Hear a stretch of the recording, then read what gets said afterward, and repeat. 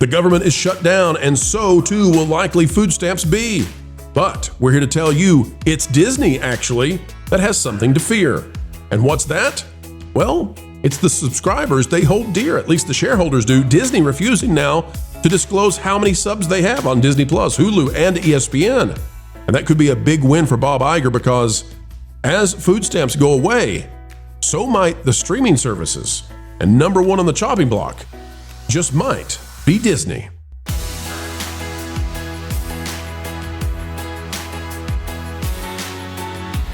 Hello friends, hello fam, welcome back yet again. Keeping you ahead of the culture curve is what we do around here with a zeal that even the Holly Weirds can feel.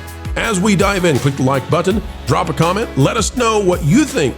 Will people cut the cord after they lose their food stamps? We'd love to know. Is that what's going to happen or something entirely different? You've got an opinion, we'd love to see it. Folks, let's get started right now. Well, folks, we may know why Disney Plus has decided to stop revealing their subscriber numbers. No more Disney Plus subs, no more Hulu subs, ESPN. Oh, come on, we were never going to know that. But take a look at this out of Nielsen. We're getting these numbers in for the end of September. They're on a delay. We know that. About a month before you get the numbers. If you look here at the top stuff in terms of performance, Vash, do you notice anything special about this? What do you see on here from the SVOD provider? SVOD provider. Well, a lot of Netflix on there, that's for sure. No question about that. Paramount Plus actually usurping Disney Plus. And then, about number 5, they finally get to Bluey. And as we all know, a Disney production. Yeah, it's Disney Plus, but Disney doesn't make it. Bluey is not made. It's not owned by. It's hardly utilized by Disney. And yet, if you were to take away Bluey, I'm afraid Disney Plus might completely crater. Bluey accounting for 711 million minutes of watch time on Disney Plus, and by far the lead thing. If we go to originals right now, get ready because it's going to get worse. Originals, of course, are the things that bring people to streaming services. Like this is why you go to watch your streaming service, because they've got something you can't find anywhere else, and they made it. Netflix, Apple TV, Paramount Plus, Netflix. Nothing original from Disney landing anywhere in the top 10 for Nielsen. If we go to acquired, what do we find out? Bob Iger has bought his way into some degree of relevancy, but none of it is coming out from his genius creatives. Yes, Disney Plus has Bluey. And yes, if you look down there, Hulu shares with a lot of other stuff some shows that people like and watch. But when it's combined with Hulu and Netflix, guess what that means, Vash? Split revenue. Split revenue, split ratings. If it was Hulu alone, it wouldn't be on the top 10. Exactly. So how much of this is being driven by Netflix or Peacock or Paramount Plus? In other words, Disney has a huge problem on its hands. It's quickly and rapidly becoming irrelevant. Now, the reason that we bring this to everybody's knowledge is because, according to NBC News, millions of Americans are about to lose SNAP benefits. That's the food stamps. And as that happens, ask yourself this, ladies and gentlemen, if it's 40 million Americans, maybe, if it's 40 million people living in America who have these food stamps, if they lose them for a week or two, then if I'm thinking about which streaming services they might cancel as they try to shore up their discretionary spending to be able to afford the Kit Kats, the Tic Tacs, and everything else that they're going to use, we hope it's for fresh fruits and veggies. Disney Plus, based on those Nielsen numbers, Disney Plus might be the place that they say, you know what, kids aren't going to fuss about that as much as losing Netflix. What do you think, Vash? What do you think about that argument? It's really fascinating. I mean, look, if you have a myriad of these services, right? And I think this is an interesting point, bro. If you have a myriad of them and you have Paramount Plus, maybe you have that included in Walmart. Okay, maybe you keep that one. Netflix, well, you got to keep that one. I mean, look at how many things dominate the top 10 in streaming right there. They have the hottest shows. They have the things that everybody wants to watch. And I'm sure Disney is spending less on content than Netflix. Oh wait, it's more. That's beside the point. But when you're prioritizing these streaming services, are you necessarily going to go with Disney Plus? I don't think so. Hulu, I mean, perhaps, maybe, but now Hulu is going to be folded into Disney Plus, and I think that kind of connection to Disney Plus and their quality, I think it's going to hurt them. I think it really is. Absolutely. You know, Ron, we try to stay out of politics here on the channel as much as we can, but sometimes we must. I know. You're like Mexican Iron Man. You say really pro. Come on. But Ron, how long do you think this is going to be going on? What are your thoughts when you look at the government shutdown? Where do we reach that point, that tipping point where both sides come together or one succumbs to the other? How long? Because that's what we're paying attention to is, could this devastate the holiday season for the entertainment companies? Uh-oh, Ron, we've got you muted. You'll have to unmute. Tell me something. I'll tell you something. In order to answer your question, I need a better understanding.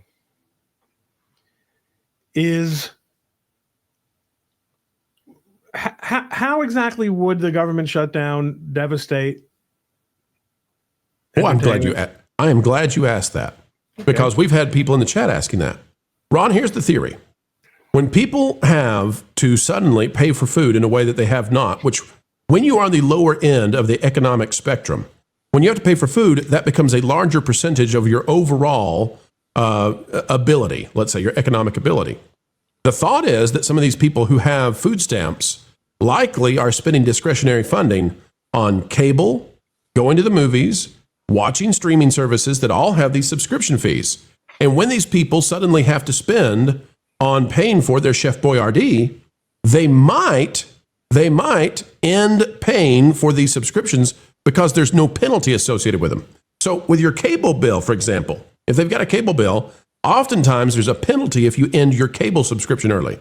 Streaming has no such thing. So streaming might be the first thing on the chopping block if somebody has to pay to get their chicken wings. So, I got my degree with a concentration in economics in 1985 from a university whose name you must know. And one thing I learned, if I learned anything, was not to fail to account for the complexity of macroeconomic systems. Americans actually have quite a bit of disposable income, including the people who all of a sudden can't pay for their own food. Those folks who have been deprived or may be deprived of SNAP dollars, first of all, I think the Democrats will blink by December, for sure. I'm pretty confident of that. But I'm just spitballing. I don't know anything more than anybody else on that. He's just a simple country lawyer from the Wharton School of Business. Yeah.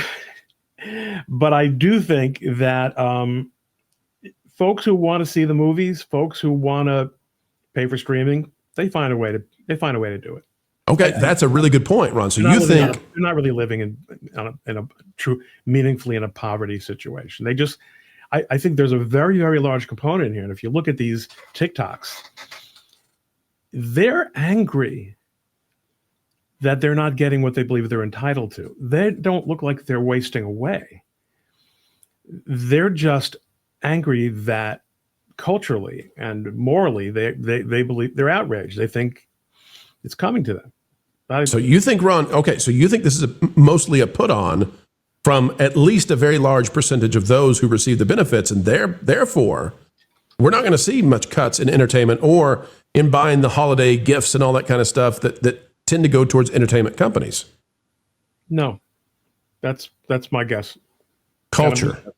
Do you agree or disagree with Ron? Which side of this do you land on? You're allowed to disagree with me, as powerful a person as I am. Culture, you've started your... he's unmuted. Okay, Culture's ready. First of all, with his focus on economics, I could say I should probably defer to this man. So I think I will. That was a long time ago. Maybe supply and demand have changed. No, they haven't. And that's one of the unfortunate things for Democrats and people that are aligned politically in the entertainment business is we all know how the world works and they pretend it might work a different way.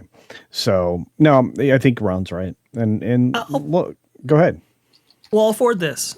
What are we seeing in the theme park space? A lot of people not necessarily going to theme parks as a whole. Disney's definitely part of that, right? But where are they going to? They're going to Epic Universe, and they're going to Universal. That's clear as day. Anybody can see it, and they just revealed it on their earnings call. I think similarly with these streaming platforms, maybe they don't get rid of all of them.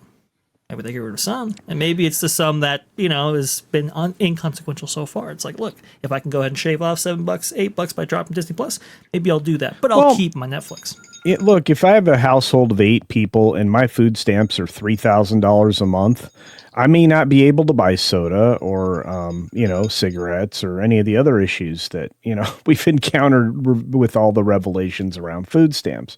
But I would certainly have gotten rid of all of the streaming services by now. They don't offer any value in your life. And Disney, especially, it's just, you can get things, a lot of great entertainment for free. It's called YouTube. You can watch us and be more entertained and informed than if you were paying attention to the network news. So, and not only that, lots of old copyright protected stuff. I mean, YouTube is full of copyright infringement, and that's part of their business model. You can watch so much 70s and 80s and 90s content for free. Right. Basically. So this is very interesting to me because we're running a poll right now of our chat. And at the time of this recording, about 59%, 58% are saying that that people who lose SNAP benefits will drop streaming. But that's pretty, listen, this is a pretty contentious issue. So I'm glad you've brought this up, Ron. Not everybody agrees that streaming will get cut. The thing I have to think about is if streaming services do, if there's any that's going to get cut, which one is it? Is it going to be their Roku? Is it going to be their Netflix? Or is it going to be their Disney Plus? And the reason that we went to Nielsen first is to say that based on the statistics we're seeing right here, and I don't think there's anything that's come out that's going to change this. They're launching Fantastic Four in November. Oh boy, I can't wait for that. I can't wait for some more Pedro Pascal. I think Disney Plus is the weakest one if we get into that arena. And it's not a binary thing. Not everybody's going to cut their streaming, but there might be some small impact. And in that small impact, I think the disproportionate amount of people who would end their streaming, that disproportionate amount might go towards Disney versus the others. Any thoughts on that, Vash? No, I think that's kind of the point I'm making right here. It's like people are, they are going to theme parks, but they're going to theme parks that they want to visit, that has new content, that has the new thing that is bringing them in, right? Similarly, I think people would opt to pay for a streaming platform as long as it provides them the content that I think they want to see. Now, obviously, Ron makes a great point here. There's plenty of fast options or even YouTube and so forth that people can actually turn to, which might might put streaming on edge just a little bit because they're kind of premium pay options even with ads and so forth. But look, when you look at that the ratings list right there and you see all the programming that comes out of something like Netflix and so forth, it's like, why would I get rid of that? If Amazon Prime, if I get ancillary benefits from actually having a Prime account, maybe I'll go ahead and keep that. Maybe I'll go ahead and keep the Paramount Plus because I have a Walmart account or whatever.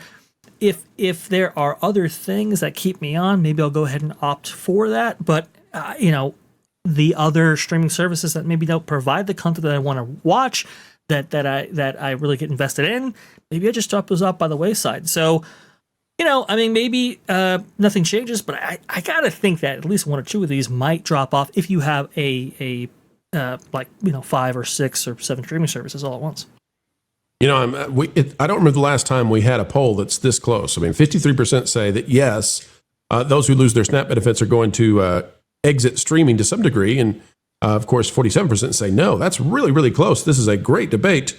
Ron, as we look into the holiday season, what's going to happen? Ron, what's the pressure point that ends this, you think? Where do we hit some sort of roadblock that one side or the other simply cannot stand it any longer and they have to succumb? Republicans are sitting pretty. As more time goes on, more power accretes to the GOP, both politically and administratively. The Democrats are banging their head against the wall. They're threatening to hold their breath until they turn blue. And then after they pass out, they sit right back up and threaten to hold their breath until they turn blue. Nobody cares. Ron, I'm so confused by what you're saying. This is not what they told me on The View. I don't understand. Well, amazingly, The View is not perhaps the best place to get your political information, or probably even dental hygiene information. Wow. See, they're calling you. They're calling you. They're mad that you said that, Ron. You're going to get in it. You're going to get Don't it let the big game time. out. Pulling Hollyweird to the sensible center, the mainstream middle where money is made is not easy, but folks, you make it easy to make videos each and every day because sharing time with you is a great honor, and we never take it lightly. An attitude of gratitude every single time we have the chance to shine with you.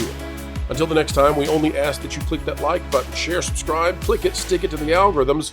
It is the notification bell. Drop a comment down below. Let us know your thoughts. And folks, don't worry about paying any kind of tuition for this free class and how entertainment works. You are on scholarship. Highest IQ on the internet. That's you for sure. Until the next time we have the opportunity to spend time together, folks, we just ask that you keep learning, keep growing, and as ever, keep having fun. Jump into the water. Why listen to music made by people and companies who really don't like you? Check out Vacation Radio today and prepare for all new content made by the people behind the WDW Pro channel. It's the place you need for all the music. That should be fun. Want it all, so I give them cannonball. Yeah. Hundreds of songs, every genre you can imagine. Listen live on YouTube and enjoy a set list that's always sunny. It's Vacation Radio. Arizona, Arizona. Pineapple pizza, Hawaiian ice freeze, yeah. Can't wait to be a free taste of you and me. What are you waiting for? Every WDW Pro video has a link to Vacation Radio in the video description. Try it out and subscribe today.